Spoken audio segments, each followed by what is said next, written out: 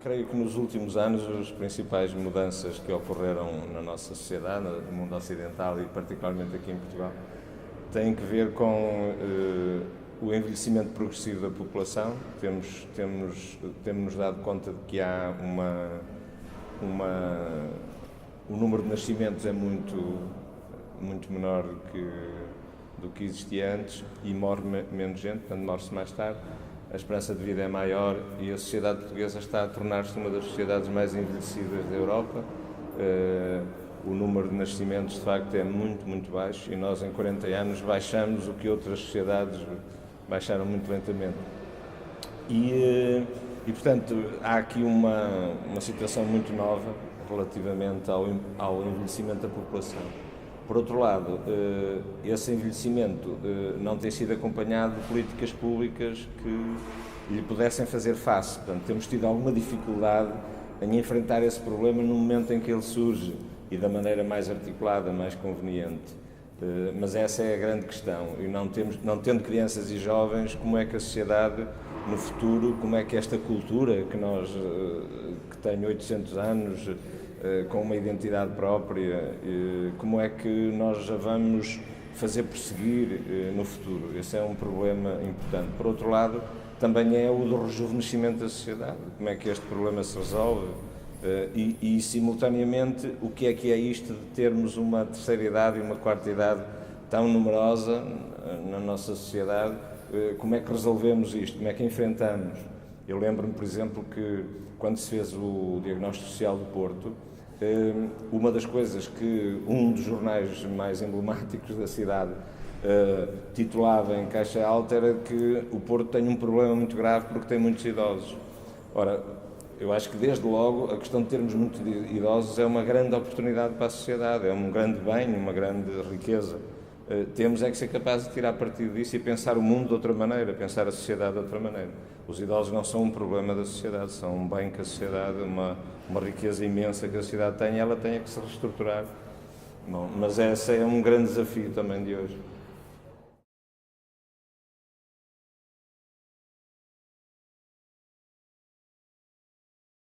Pois, eu conheci o projeto já há bastantes anos, no início logo, quando nós, na universidade, começamos a pensar a problemática digamos, do empreendedorismo e das novas iniciativas no campo social e no campo da relação humana. E logo desde essa altura se começou a falar neste projeto, do Welcome Home.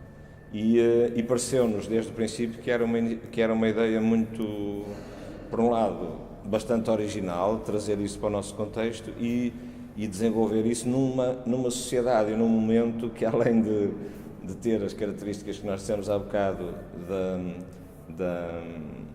digamos, de uma população idosa bastante elevada e de um envelhecimento progressivo da sociedade, também, a par disso, temos uma sociedade bastante mais segmentada, temos uma sociedade muito desigual. É verdade que nestes últimos 40 anos, celebramos agora os 40 anos de 25 de Abril, estes últimos 40 anos significaram digamos, uma evolução muito positiva em muitos domínios, não é, da sociedade portuguesa e da nossa cultura. Mas, ao mesmo tempo, temos uma sociedade muito fragmentada e muito desigual, e com a crise desde 2008 que se tem vindo a acentuar esse aspecto da fragmentação social. E por isso o vosso projeto e o projeto da Welcome Home situa-se aqui de uma forma muito interessante neste contexto.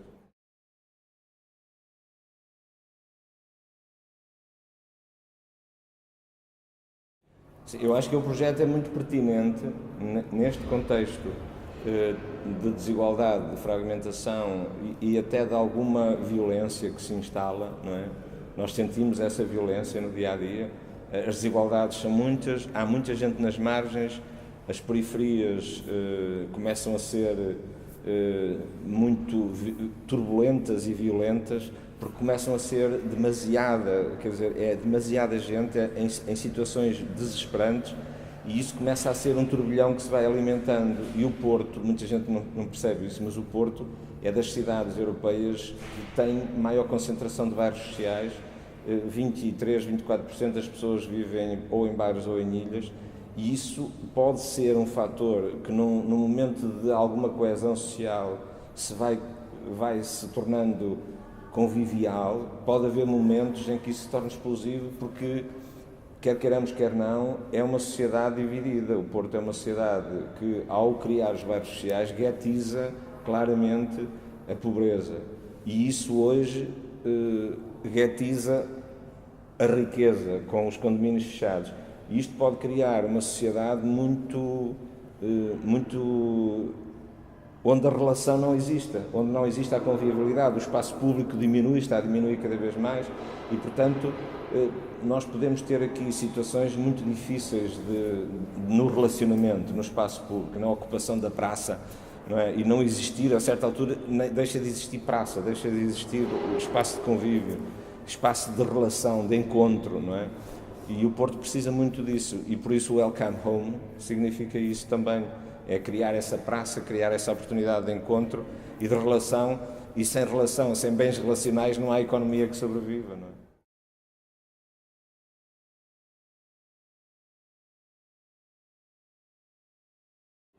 Pois, pelo que eu acabei de dizer, só pode ter futuro, e muito, não é? Num contexto como este, alimentar o espaço público, alimentar o espaço da relação, do encontro, pode ser uma oportunidade excelente, não é? E eu creio que sim, que tem muito lugar. É preciso é que o projeto, do ponto de vista, digamos, empresarial, se articule com as dinâmicas que a cidade tem, não é? Essa é que é o segredo e a riqueza, é articular-se com as associações, com as pequenas coletividades, com todas os operadores, não é? Muitas vezes operadores muito assistencialistas que trabalham, não é, a ajudar as pessoas, não é, a socorrer aos mais aflitos e necessitados. E eu penso que a vossa articulação poderia andar muito por aqui, com estas instituições e também com as entidades públicas, como é óbvio. Mas o futuro é um caminho, é uma página em branco que vocês têm que percorrer, mas que eu acho que é maravilhosa.